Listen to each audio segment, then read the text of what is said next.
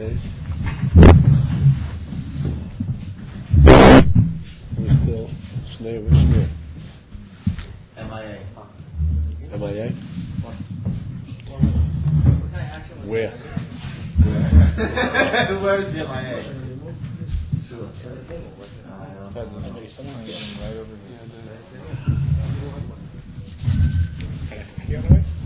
Sure.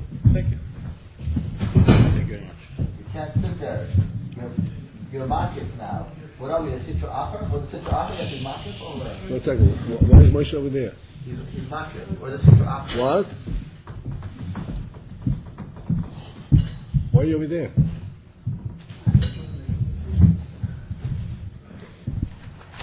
There's room over here. Come, Moshe. Okay, it's not much so much. Huh? I know it's not a problem. Just I'd like to see everybody. It's like a photo again. There's a seat right there. I'll be coding it. Who's sitting here? Do it? Okay.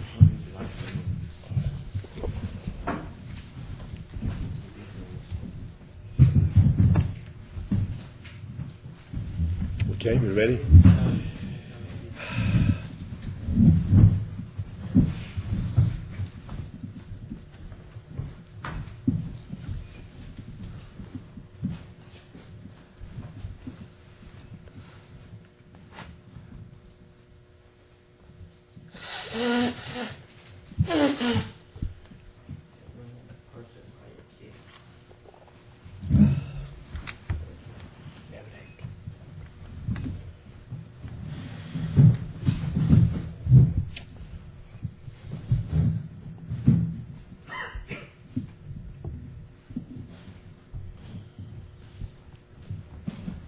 Okay.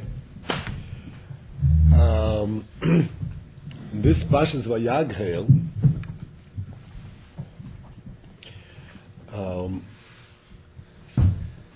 there is a indicator in the beginning of the parsha, because it starts off with about the building of the Mishkan. And then, right before that, it inserts the mitzvah of Shabbos. Inserts it, puts in, squeezes in the middle. Does that, so Moshe can't honor Hashem? Sorry? Moshe did that in that order, even though Hashem presented the mitzvah of doing the tabernacle first. To honor the Jewish people, Moshe wanted to honor Hashem first. Okay. But from this we learn an important inyan. Rashi, by the way, says that this is that Moshe was telling them that Hashem told them also in Parshas Yisiso that the building of the Mishkan, as important as it is, you cannot transgress on the Shabbos for the sake of building the Mishkan. From this, however, we learn a very all-encompassing principle of Shabbos, that what is forbidden to be done on Shabbos, those actions that took place in building the Mishkan. And from this, the Gemara says, they learn now that there are 39 different melochis, 39 different activities that are forbidden to be done on Shabbos, and all of them are effectively drawn from the Mishkan, because they all had to do with building the Mishkan.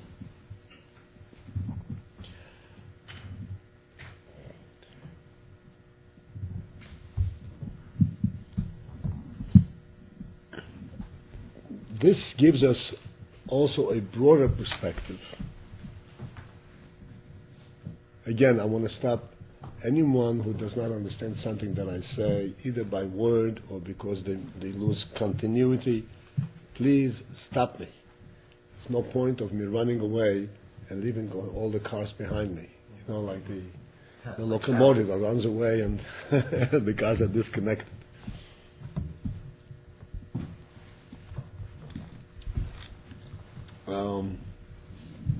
Yeah, this gives us a broad perspective, a very important perspective, that what is forbidden on Shabbos? A melacha. A melacha is defined as that which was done in the Mishkan, which was used in building the Mishkan. Which means, as we all know, that by Torah definition, a melacha does not mean something that makes a person tired, necessarily. As we would, so to speak, intuitively explain, what is a melacha? Oh, he's exhausted himself. What is Rabbi Stewart? Sorry? The last that you say? Exhausted, made himself tired. Ah, okay. What means the word malacha? Work? Yeah. Melacha means work, but in Torah terminology, it has a very specific meaning. And this is why we say that there are only these 39 melachas that are osir, and others are not osir. Although I just want to, so to speak, forewarn, that does not mean that a person should occupy himself with doing all other things. We have to have a rest on Shabbos in the simple sense of the word as well. A person shouldn't be overtired. A person shouldn't go jogging. You know what jogging means? No. Running around the field for exercise on Shabbos. That's not a proper activity for Shabbos. And other such things. But it does not go into the category of melacha. It goes into the category of tishbois. That Shabbos you have to rest. That's a different aspect of Shabbos. But melacha has a very specific meaning, which I want to discuss now and explain and try to understand what is what is the significance of that, and what that means to each one of us in our own life, in our own avodah.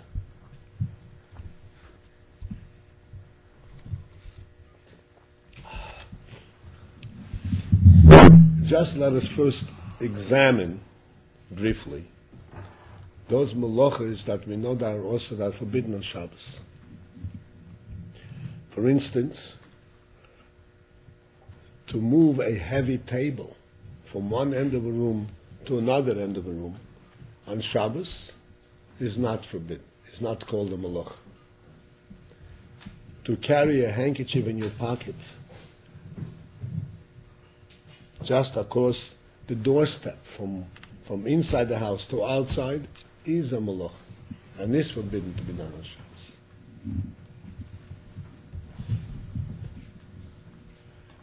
What is the difference between these two? You want to answer it? In the same room, it's one domain. You don't over a threshold, it's a different domain. Right. Excellent. Okay, now I want to carry this a step further. So what?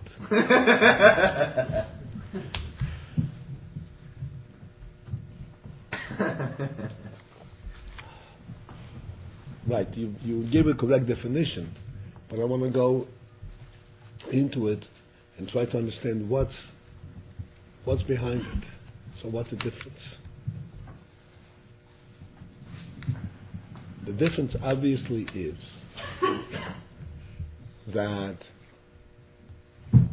if you carry it, move it within the same room or the same domain, you have not changed in a significant way the location of this object. Whereas if you move it across a threshold, you are changing in a significant manner the location of this object in an important way. Here it was in a private domain, now it's in a public domain. Or it was in a public domain and it's in a private domain. You have changed, you have made a fundamental change in the object.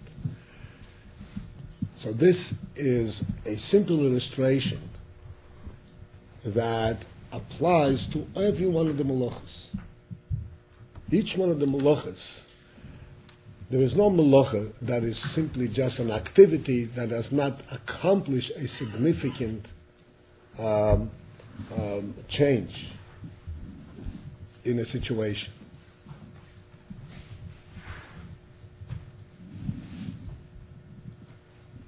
Every melacha effectively accomplishes something very significant. Whether it's tiring or not is completely different, is unrelated to the definition of melach. What thing, Rabbi, is what? Repeat the last, please. Whether it is tiring or not is not part of the definition of melach. Tiring? Tiring, it makes you tired. Ah.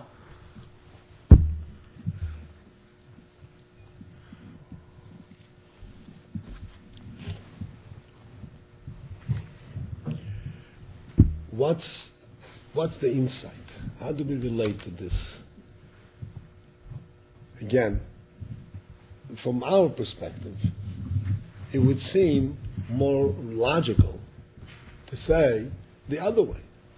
If the Torah wants us to rest, so we know what resting is. Resting is resting, and work is work.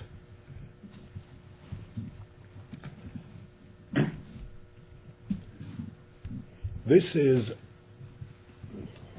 all related, obviously, to the inyan that Shabbos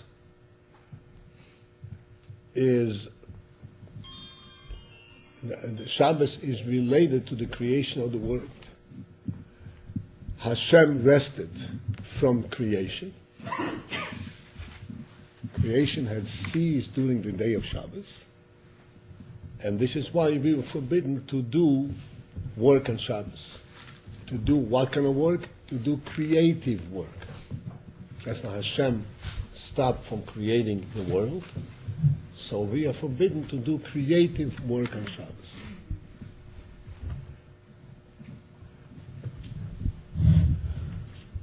Which immediately gives us the sense, the understanding that even though we are little people in this physical world and we can hardly recognize godliness in the world, yet we relate to everything that we do. We relate directly to Hashem, to the Creator. And what is defined as a malacha for us? That which was called a malacha in terms of the creation of the world.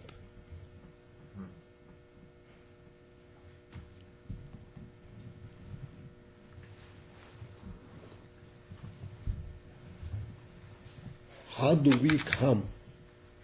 Clearly, this is not our invention. Hashem has given us this mitzvah. But we want to understand how we can relate to this.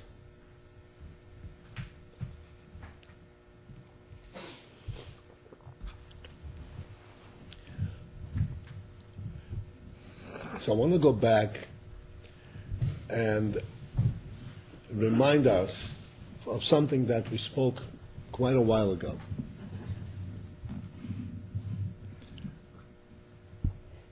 I once explained the 6 days of creation. The whole creation, the whole world, everything was created in 5.5 days. The animals were created also on the 6th day, the beginning of the 6th day. The second half of the 6th day, this is when Odom Rishon was created.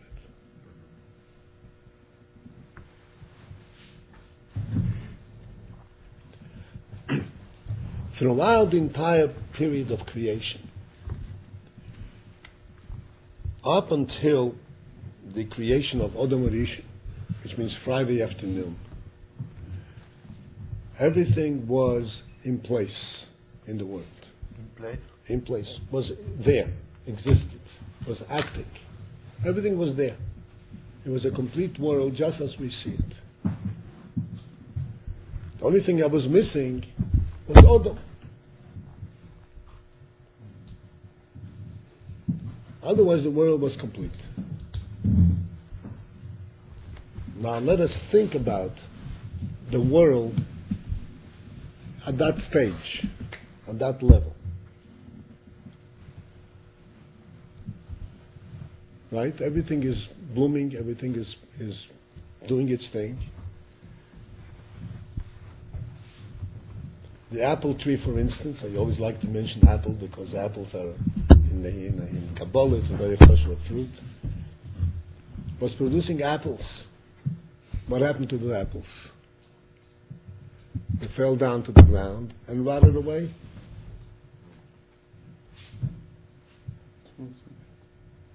It was going nowhere. It was acting and doing things, but it was not accomplishing anything. Everything was active, without any purpose. Going nowhere.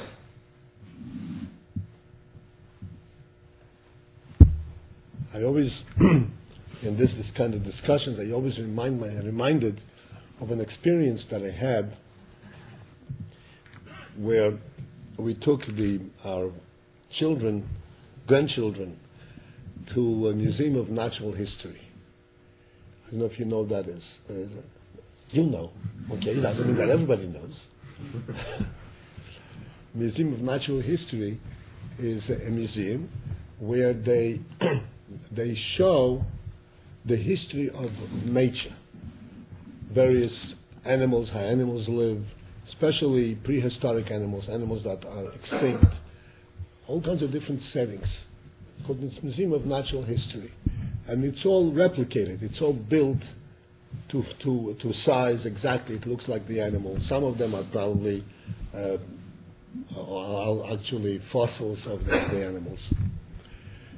And I'm walking around this museum, and everything is behind glass, of course, and they show a certain setting, and on the side they describe what this setting is about.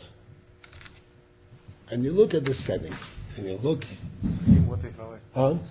Setting, a setup, a display. Come on. Un acomodamiento, tipo, Ah. está puesto en una forma. Right? I'm looking at it, and you see the ugliest thing under the sun, eating up another ugliest thing under the sun. You know,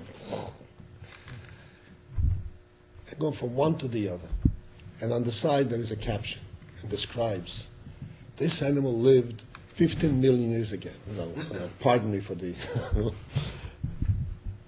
And everything was peaceful and quiet until the humans came. And the humans have usurped, taken over their territory. And then go to the next display. Almost verbatim the same thing. An ugly creature, just without any sense of some creatures, have some beauty. These are absolutely nothing, skeletons of life. And also they're eating each other up. And again, another caption on the side. This all went on in beautiful nature until the humans came. And you go from one man to the other until the humans came. And then you stop and think to yourself, Bein Shalom, the curse of the world is the humans. The worst thing that can happen to the world that the humans came. And then you turn around and you're looking for this genius scribe over here. You'd like to ask him a simple question. Tell me, what would the world be like without the humans? What's the meaning of the world without the humans? Does it have any sense? Does it have any meaning, any value? Does it stand for anything?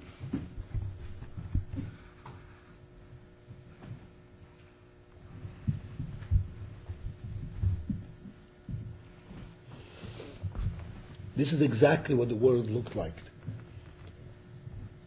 before Adam Rishon was created.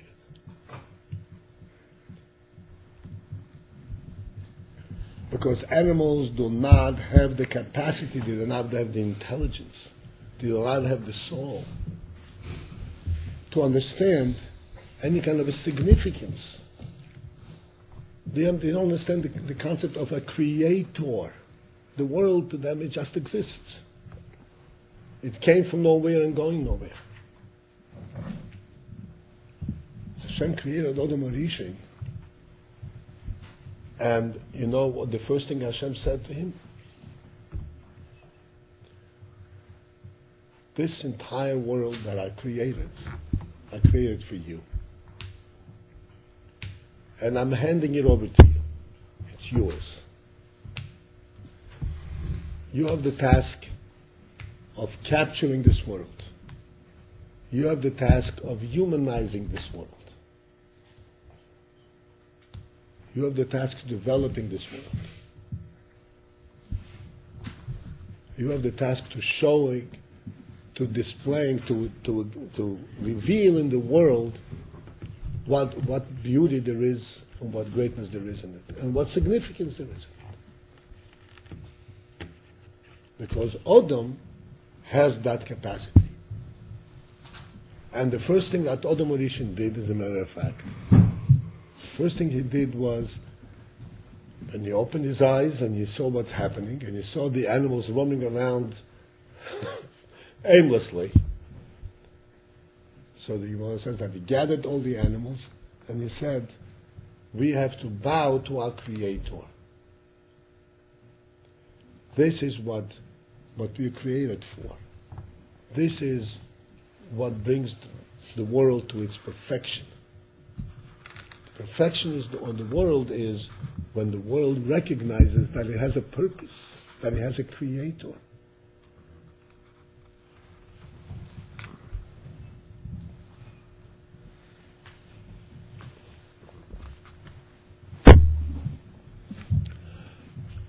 Thus, Adam Rishon, there's somebody hiding there.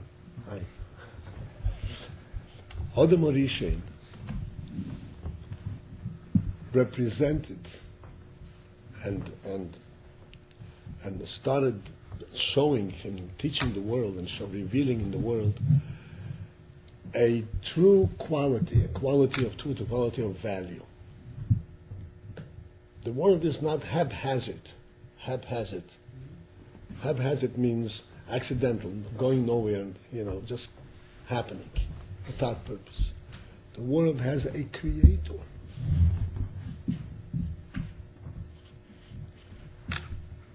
And the Creator is a great Creator, and he has a whole plan, a whole purpose in mind. Thus, this changed in one moment the entire perspective of what the world is about. In one moment, from a hefker, from a desert, from a jungle, became a human abode, a human dwelling, a godly presence.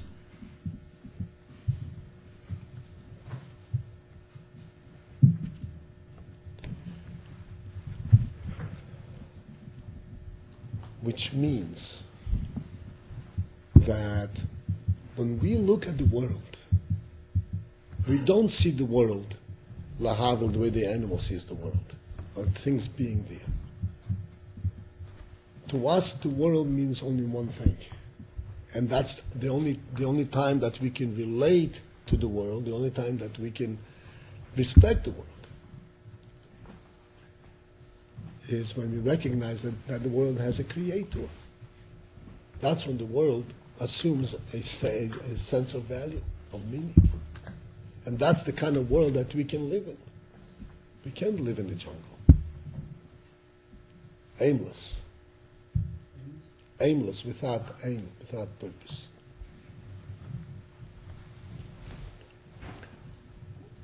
Thus, to us,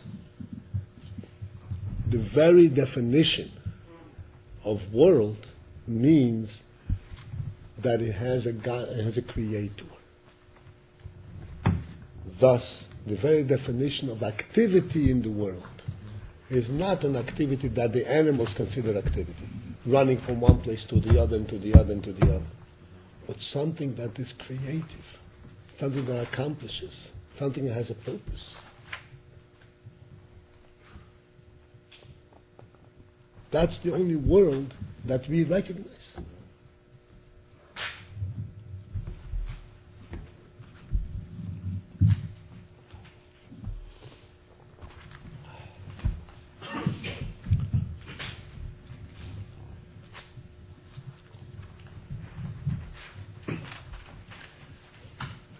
This is further illustrated in the Torah,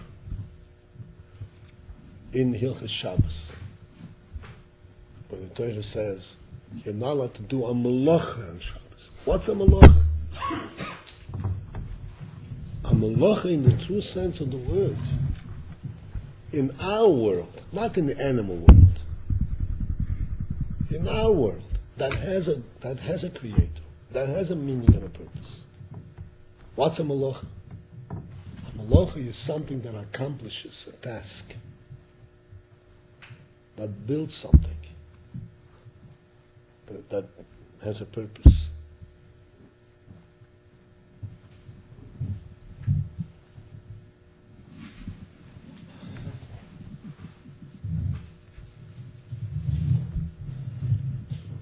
So this is the union of Shabbos.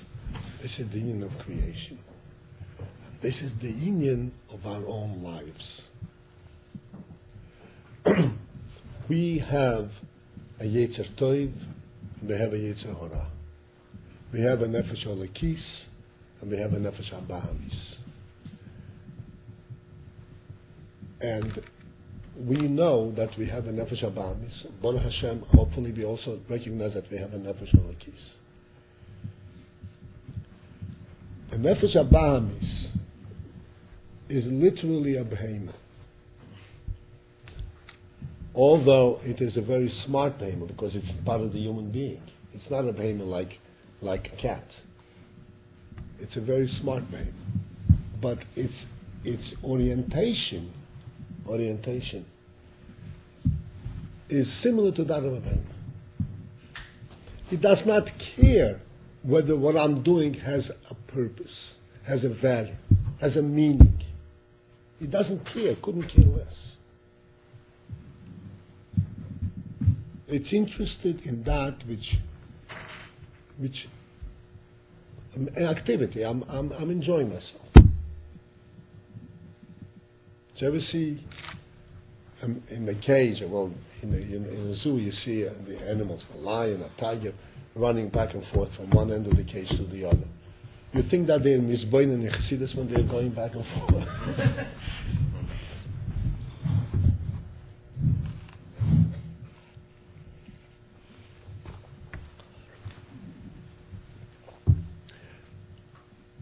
The Nefesh Abahamis has the similar nature.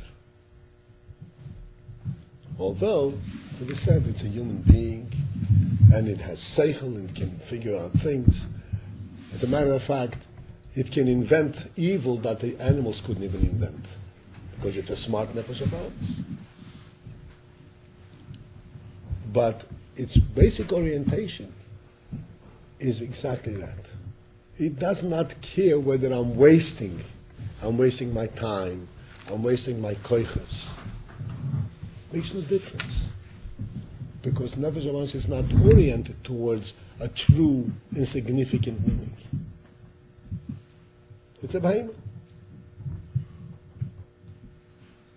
And from the Nefesh Abahamis comes the Yetzer Hora. What's a Yetzer Hora?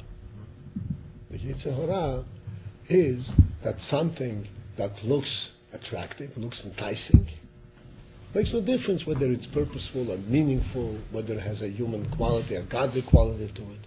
Nothing. No, why have human attributes something which is in essence an animal Meaning, why it's possible for the animal soul think with the smart intelligence how reach his purpose?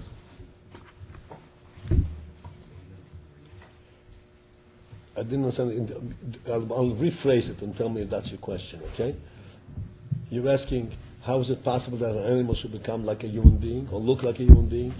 How is possible for the animal soul elaborate ideas which sounds so combined?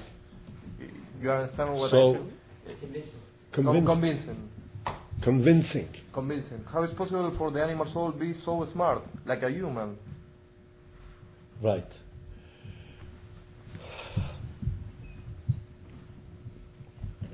Because, you see, this is, what you're asking is actually pointing out the important point of what is an animal, again, by Torah definition. An animal is not necessarily one that walks on four and lives in caves. An animal is one that can accept living in the first 5.5 days of creation, and it be perfectly satisfied. That's an animal. Makes no difference. It can be very smart, but I'm living. I'm doing my thing. In other words, he can accept being and existing in an environment, a godless environment, a purposeless environment, surrounding, in a world that it has no purpose, no. There's no creator. It just happens. It's just there.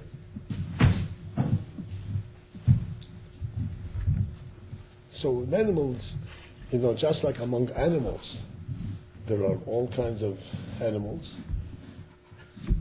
There is even what we call a human level of animal. But his tendency, his interests are on par, similar to an animal.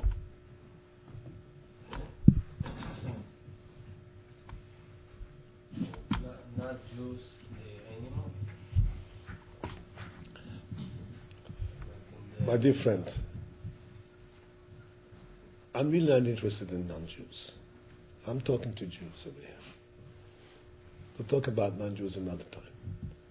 I want to understand ourselves.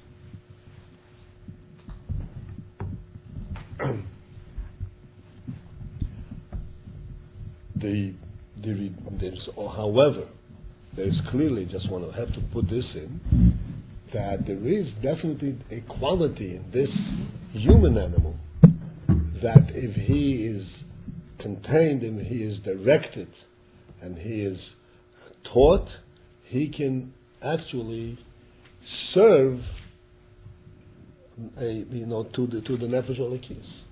He can consent, he can agree to do good things, but he has to be contained, he has to be guided.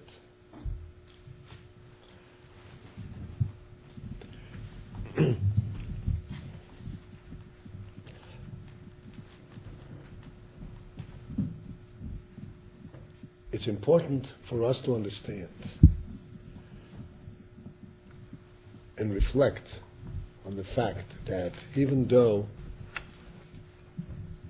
when we first look at the world, we see it as a physical world in existence. There is, from a human perspective, just to exist in the world is not possible. And it is this is the conflict. This is what the Alter Rebbe explains in Tanya. This is the conflict that is going on in every human being. That the animal immediately jumps to whatever is attractive, whatever he sees, and doesn't contemplate, everyone knows what contemplate, he doesn't consider whether there is a godly purpose in this, whether it's a malacha or it's a waste of time. And then the human being has to come and say, wait a second, this is not the place for it.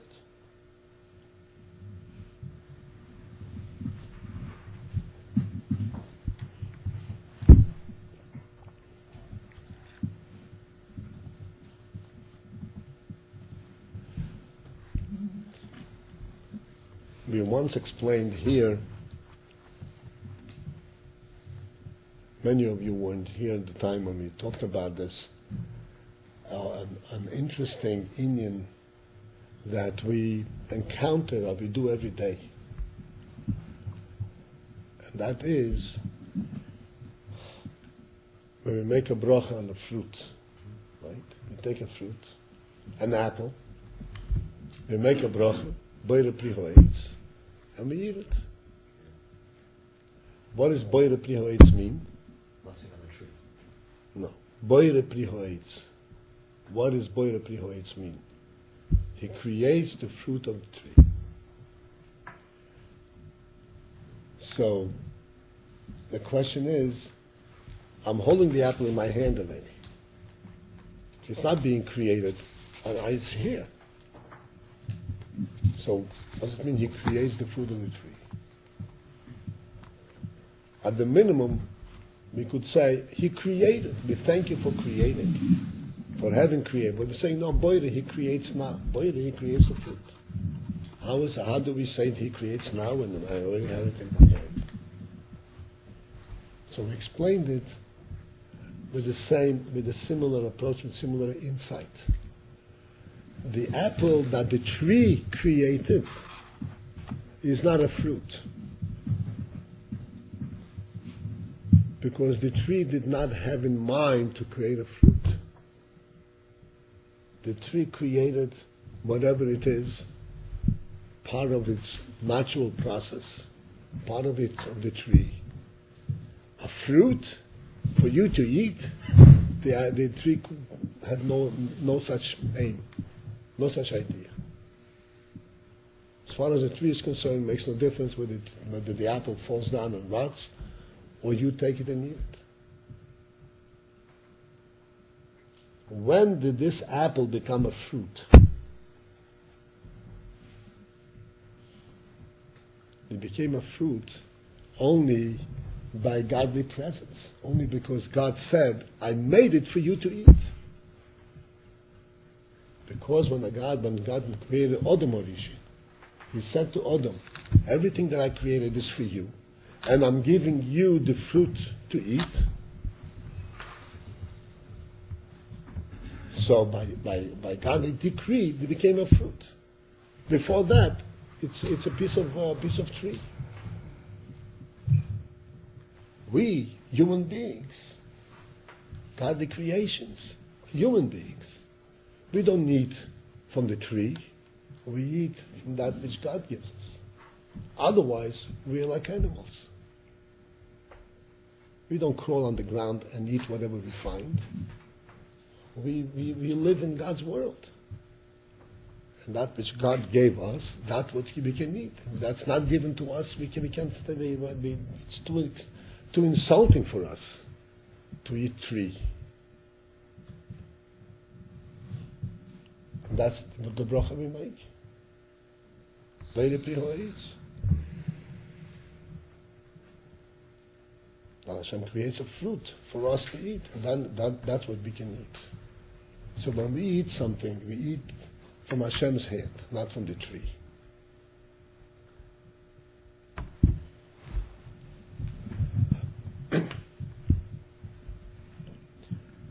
Reflecting this principle and this idea, and understanding how this applies to every aspect of our lives,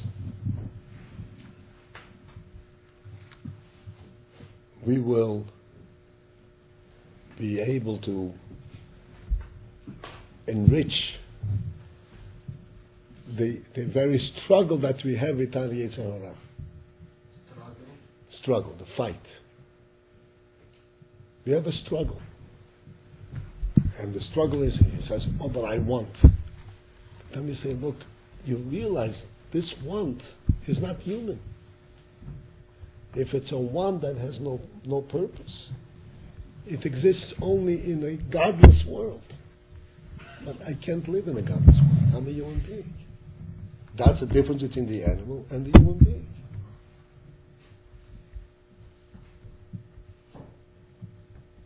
Ask yourself, or ask any human being, if you were told that your life had no significance. No significance. Makes no difference. Whatever you do, whatever you live, or God forbid you don't live, makes no difference. It's all an accident. It's like the geniuses of today. I say the whole world is an accident. What kind of life is it? What is this all about? That a human being is a human being capable to relate to this life and to live enthusiastically in this. It cancels out completely the human quality. Every tendency, every interest that is presented by the Yetzer Hara is exactly that.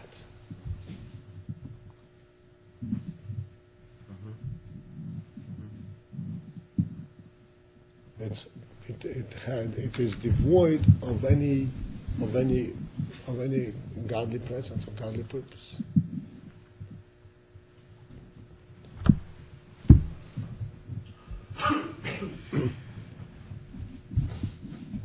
And this explains to us why the malachos of Shabbos are malachos by the way Torah defines them.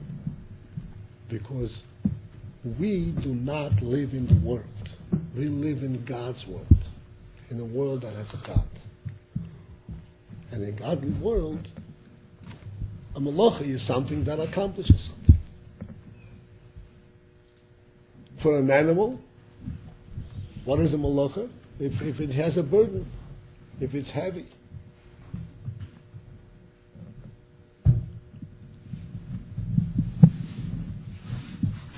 But that's not the way we perceive things.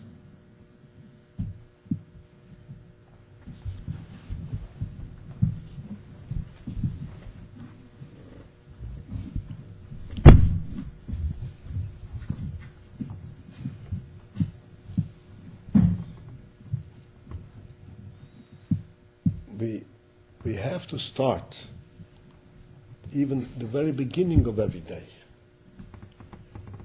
with this recognition. This is what it says in Shulchan Aruch, that the first thing that a person should recognize and think when he wakes up is that Hashem is standing near him and is observing him. I'd like you to understand that this observing, this whole presentation of Shulchan Aruch, is not a threat. You know what a threat means? Something to threaten the person. It's not just to put fear on him. Oh, there is a God standing with a whip. You know what are you going to do? That's not what it's about. It's not what it's about at all. It is because the human intelligence, the human being, immediately when he wakes up, recognizes that there is a purpose and a meaning in this life. He woke up to a meaningful world. And this meaningful world is meaningful because there is a creator who is interested in what happens here. And that his presence here in the world is meaningful and purposeful. So this is not coming from a negative, it's coming from a positive. Look who you are. Recognize what world you are promoting, what position you occupy here. So that on the one hand we have this lazy bug that's thinking, oh, I'm too comfortable in bed. On the other hand, it says, But look, there's so much to do. There's such a great thing to accomplish here. And that's the struggle begins right there. Yeah. And what is the struggle with? The struggle between the human being and the animal. And we lose sight. Say, oh, but I'm lazy, I'm tired. Not I'm lazy, I'm tired.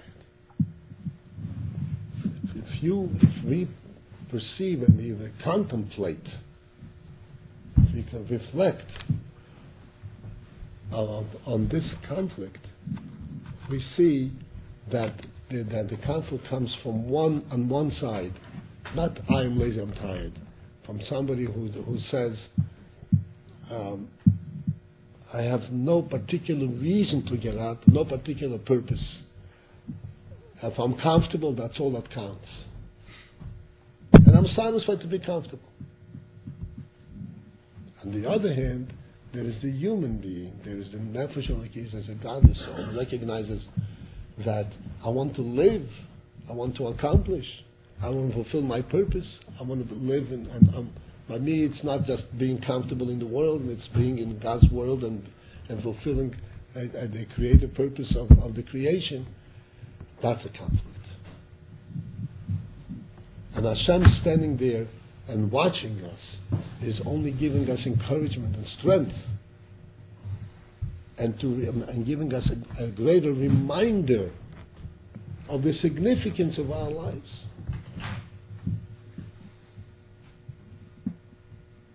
That we are really this chosen of all creation, this human being. Like I said before, what would the world be without the human being? Imagine a world without a human being. Is there any value to it? Is there any value to it? I'm sorry? Who's going to cultivate? No, there's no value. Cultivate. There's nothing happening. There is a. When there was the effort in the 60s, late 50s and the 60s, 1960s, the effort, to try to reach the moon. Human beings had to reach the moon. Space race. Space race meant that, but to reach the moon, whoever reaches the moon first, he is the advanced human being. So they asked the Rebbe whether it's possible that people will land on the moon. And altogether, the Rebbe said, they asked the Rebbe whether there's anything objectionable. Objectionable means anything contrary to Torah in this whole investigation. The going into the planetary system and all that. And whether there's anything in regarding this reaching of the moon. We say in Kiddush HaChedesh, by the Levana, we say, "Ani roikit knegdeich ve'en yochel izgeya boch." Right? I jump up and I can't touch you. Here we're going to touch the moon. So, is there anything objectionable to it? The Rebbe said, no. There's nothing in the Torah against planetary research, nothing at all. And its chances are that human beings will land on the moon. But they will be disappointed what they find there.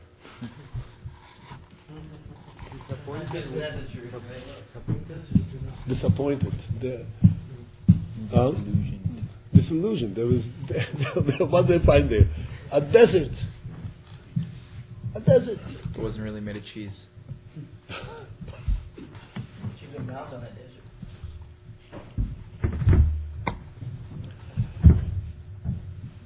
The world, our beautiful world, without, if you take the human being out, is a jungle. And that has no significance whatsoever. And we have to reflect and understand what our place in this world is. We lose sight because of the daily pressures, because of the fight of the Yetzer Tov and the Yetzer Hara. We lose perspective. But from time to time we have to wake up and we have to understand what is our position in this world. You know, the Chassidus and the Torah tells us the world was created for you. What does it mean the world was created for me? I don't own the world. The world is so big and I'm so small. The world was created for me. Absolutely. And every time that you do a purposeful act, you do a mitzvah, a simple thing, you are fulfilling the purpose of the creation. Literally in the real sense. And you're building the world, God's world. A real world. Not a jungle, but a real world. A world that ultimately, like we learn in this parsha, these are all the malachas that we do, ultimately build the Mishkan. And ultimately, all of the effort of all our activities will build the Mishkan, build the Beis HaMikdash, and will bring the world to its perfection and to its conclusion. That we'll see that this is what the world is about. It's not a jungle. And everything in the world, even the animals, they recognize a godly presence through the human being. Yes. Another question. For example, through us doing mitzvahs, like for example, when we eat an animal with a blessing, is there any faith, like for example, the animal kingdom can get to a recognition of a creator in the world? Is that something that's been part of elevating the world? Like the consciousness of God? Is not, like we bring something to the whole world, or only? It brings something to the whole world, because the whole world is ours. You have to understand that. God created the world for the human being. And where the human being is, that is where the world is. When the human being was at a high level, the animals were at a high level. And when the human being fell, the animals fell.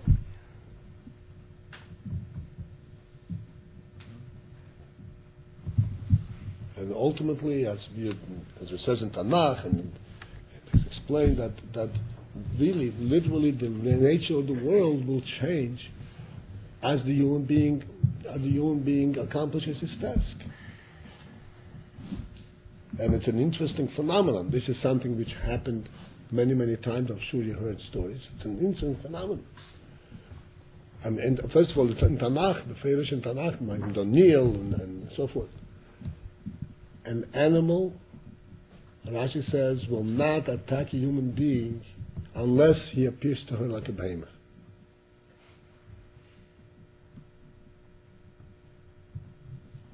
Because an animal stands in awe for a human being. He sees that this is something different. Ask yourself the following question. You have a little kid, 10-year-old kid, right? Controlling 10 horses. It's not unusual. It's common. You know what a horse is? And this little kid, he's controlling them. Because they're animals and this is a human being. It's simple.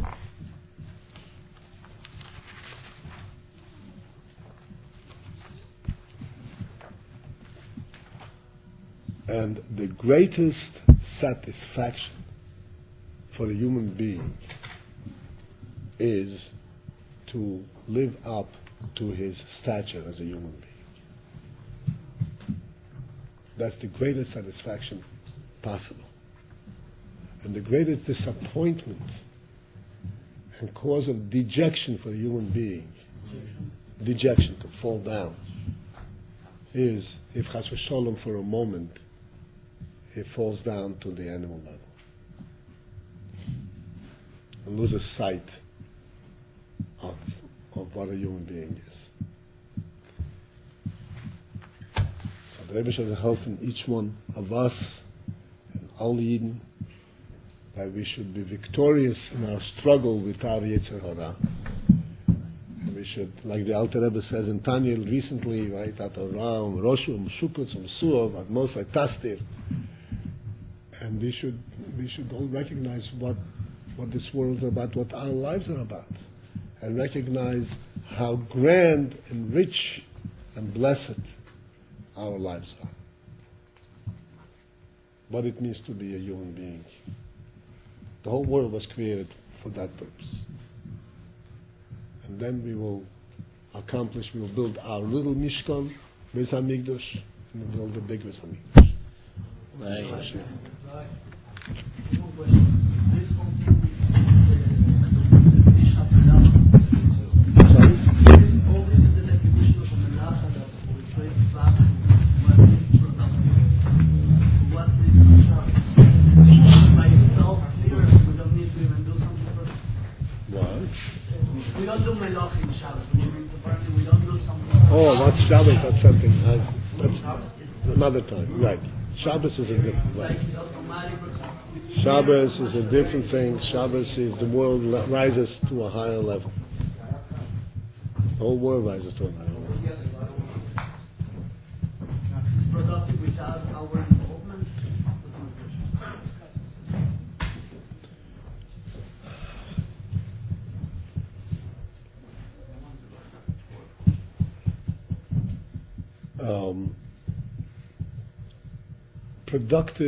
Productivity is necessary in a place that is imperfect.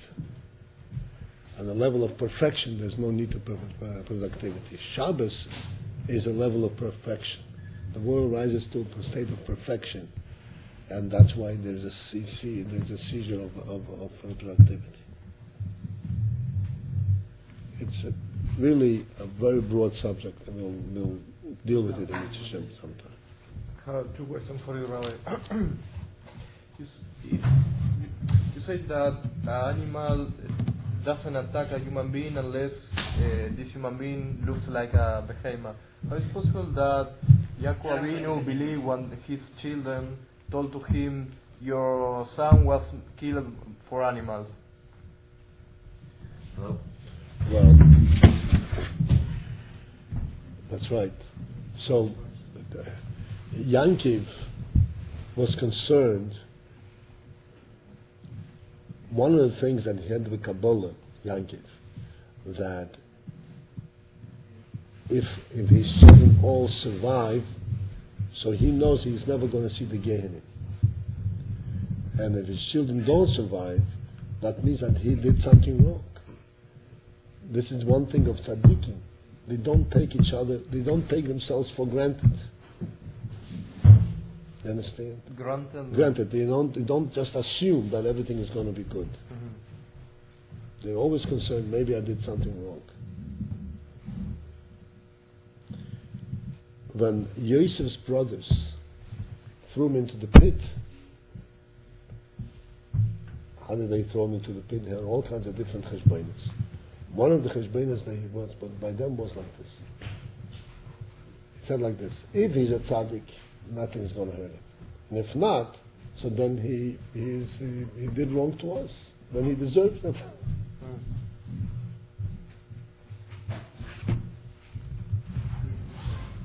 The question was about the animal, the fact that he was, that Rabbi, that Yaakov thought, he believed that he was eaten by an animal. Yeah, so that means that he was not a tzaddik. That was probably a bigger concern than anything else. So Joseph was not a tzaddik in this moment. No, Yosef was. Yaakov didn't know. Okay. Yosef was. Yosef wasn't attacked by an animal. Okay. And another question I have for you. What is the meaning of I shone but I can't touch you if the human being actually reached the moon? What is the meaning of this verse? Oh, the meaning of this verse is simply, as we are standing here on the ground, we can't touch the moon. That's all it means. But we can't. We can't now. We can if we go on the rocket. We can jump up and touch the moon. I'm jumping up and I can't touch you. You gotta have a trampoline and another trampoline and another trampoline. Right, I have another. We say always in the shur that the world is an expression of people to God, like the sun bowing to God when man believes. So before the man was created, was this concealed, or was the world not conscious of godliness, and man through whatever, putting names or bowing to everything, that's how it became clear in the world that God exists, and now the animals, even them, have some kind of recognition that there is a creator. That's why they don't attack man and all this. Like, the world shows to be devoted to God. Is that because of man, or it was? Yes, man are the ultimate testimony of the godly presence in the world. Otherwise, the world is a jungle. No, but I mean the world itself has also recognition because of us. Not that we recognize, but like the sun, how it goes. That we said that it's like he's bowing to God. And is this like? Who recognizes that the sun is bowing to God? We recognize. We recognize. I'm asking if through our avoida we can make the world conscious of this, like Yes. the animals. Yeah, that's what I said before. Our avoida transforms the world, affects the whole world. Even everything we can sun, moon, everything should feel that they're doing Look, everything. like we said, if the animal will not attack a human being if he sees it as a human being, that means that an animal does see a human being, it has an effect. He knows that there is something other than animals in the world. It creates a beetle in the world itself. The last question. Well, its relation with the question that I made you before. It's supposed that our show is put the animal soul under oath for service to God, right?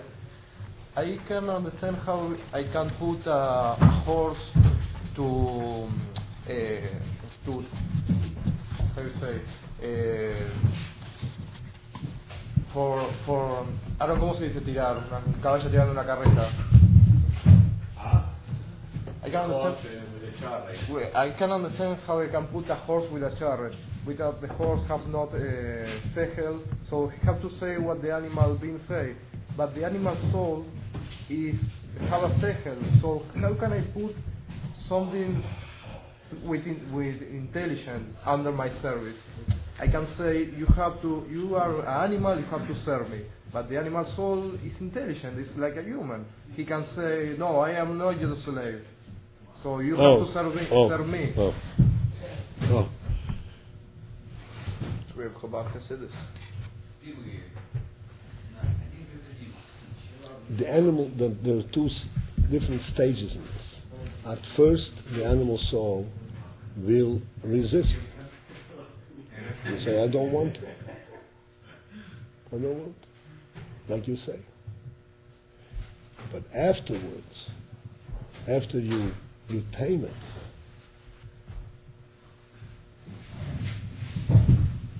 then the animal soul will recognize that it also is benefiting, is enjoying it. Let me give an example.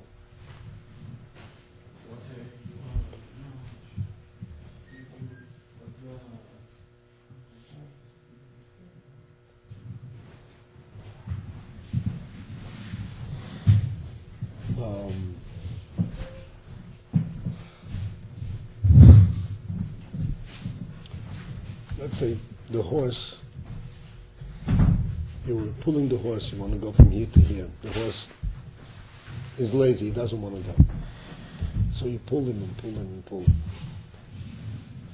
And he goes. Then you take him to a pasture. You know, pasture is to a field with green grass. Okay. So the horse appreciates this. Oh, that's good. Yeah. The next time, when you want to pull the horse, he will go with you because he already knows that you're taking him to a pasture. You understand? So animals are the same way. Yes, he will resist. he doesn't have a real reason to resist. It's just that he's lazy. He wants to be do his own thing. But after exposure, after a while, he sees that it is really a much more pleasant thing. And he also begins to appreciate it.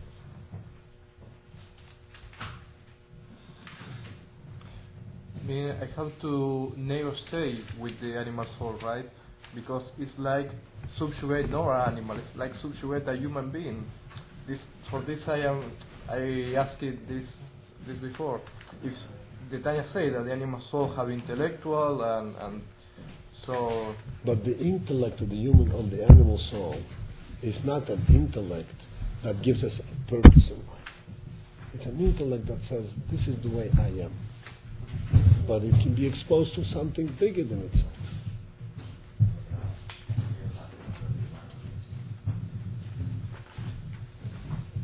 We'll have other chances to discuss it. Okay?